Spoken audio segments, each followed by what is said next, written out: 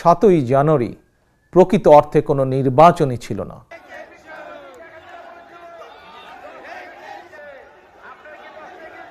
আগামী ত্রয়োদশ জাতীয় সংসদ নির্বাচনকে সামনে রেখে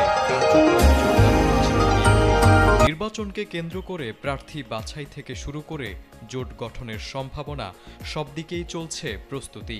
তারই ধারাবাহিকতায় আগামী নির্বাচনে অংশ নিতে দীর্ঘ 17 বছর পর অবশেষে দেশে ফিরছেন বিএনপির ভারপ্রাপ্ত চেয়ারম্যান তারেক রহমান। দলটির স্থায়ী কমিটির সদস্য সালাউদ্দিন আহমেদ জানিয়েছেন, আশা করা যাচ্ছে দলের ভারপ্রাপ্ত চেয়ারম্যান তারেক রহমান নভেম্বরের মধ্যেই দেশে ফিরবেন। শুক্রবার বিকেলে রাজধানীর গুলশানে নিজ বাসভবনে সাংবাদিকদের সঙ্গে তিনি এসব কথা বলেন। এ সময় তারেক রহমানের দেশে ফেরার নির্দিষ্ট তারিখ জানতে চাইলে সালাউদ্দিন আহমেদ বলেন, খুব শিগগিরই নির্ধারিত তারিখটি জানানো হবে। আশা করি নভেম্বরের মধ্যেই তিনি ফিরবেন। সালাউদ্দিন আহমেদ আরও বলেন, চলতি মাসেই প্রায় 200 আসনে বিএনপির প্রার্থীদের গ্রিন সিগন্যাল দেওয়া হবে।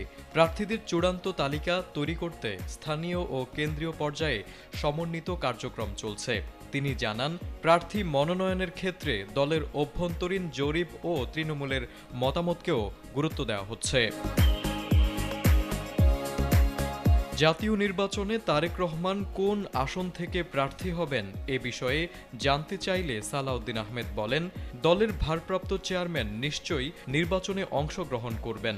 তিনি নিজেই তার সাক্ষাৎকারে জানিয়েছেন, কোন আসন থেকে প্রতিদ্বন্দ্বিতা করবেন তা পরে নির্ধারিত হবে। এ সময় বিএনপি জাতীয় নাগরিক পার্টির সঙ্গে জোট হবে কিনা এমন প্রশ্নের জবাবে সালাউদ্দিন আহমেদ বলেন, এনসিপির সঙ্গে রাজনৈতিক আলোচনা চলছে, তবে বিএনপি আর এনসিপি জোটভুক্ত হবে কিনা তা দেখতে অপেক্ষা করতে হবে। জোটভুক্ত হওয়ার বিষয়ে এনসিপির সঙ্গে কোনো আনুষ্ঠানিক আলোচনা হয়নি বলেও জানান বিএনপির এই নেতা।